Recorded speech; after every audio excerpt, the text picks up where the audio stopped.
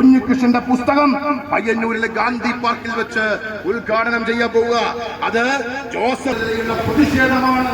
അത്തരം പുസ്തകങ്ങൾ, അത്തരം പ്രഖ്യാപനങ്ങൾ, അത്തരം പ്രസ്താവനകൾ എന്ന് മാത്രം പറഞ്ഞുകൊണ്ട് അതിന് എല്ലാവിധ സഹായം ഇന്ത്യൻ നാഷണൽ കോൺഗ്രസിന്റെ ഭാഗത്തു നിന്ന് കുഞ്ഞികൃഷ്ണനെ പോലുള്ള യഥാർത്ഥ കമ്മ്യൂണിസ്റ്റുകാരന്റെ സമാധാനപരമായ മുന്നേറ്റത്തിന് ഞങ്ങൾ അക്രമകാരികളല്ല.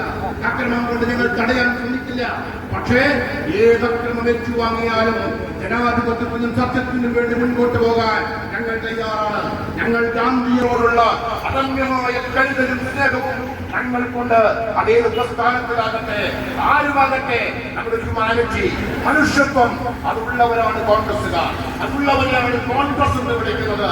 അതുകൊണ്ട് ആ മനുഷ്യത്വത്തിന് വേണ്ടിയുള്ള സമരമാണ് ഈ സമരം എന്ന് മാത്രം സൂചിപ്പിച്ചുകൊണ്ട് ഇവിടെ എത്തിച്ചേർന്നത് 11 മണിയോടുകൂടി ഇവിടെ എത്തിച്ചേരും. ഇവിടെ ഒരുക്കിയ സ്ഥലത്തിന്റെ പരിമിതികൾ നമുക്കറിയാം. എല്ലാവരും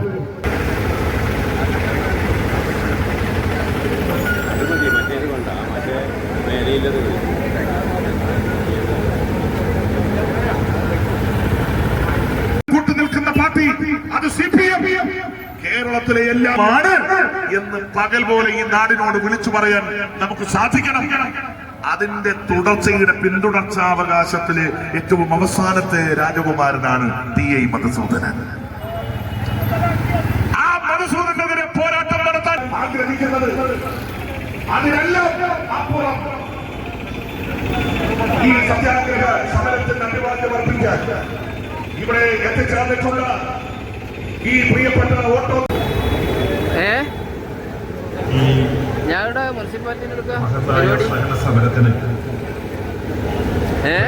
നേതൃത്വം നൽകുന്ന ജില്ലാ കോൺഗ്രസ് കമ്മിറ്റിയുടെ ഉണ്ടാവും പ്രിയങ്കരനായ പ്രസിഡന്റ് മാർട്ടിൻ ജോർജ്,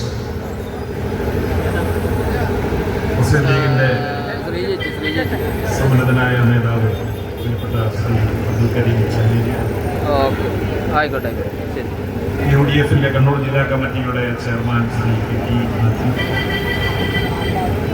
മുസ്ലിം ലീഗിന്റെ ജില്ലാ സെക്രട്ടറി പ്രിയപ്പെട്ട ശ്രീ സഹദുള്ള, ഏറെ ബഹുമാനായ കോൺഗ്രസ് നേതാവ് ശ്രീ ബാലകൃഷ്ണൻ പെരിയ, KPCCയുടെ ബഹുമാനായ ജനറൽ സെക്രട്ടറി ശ്രീ ചന്ദ്രൻ തെല്ലങ്കേരി,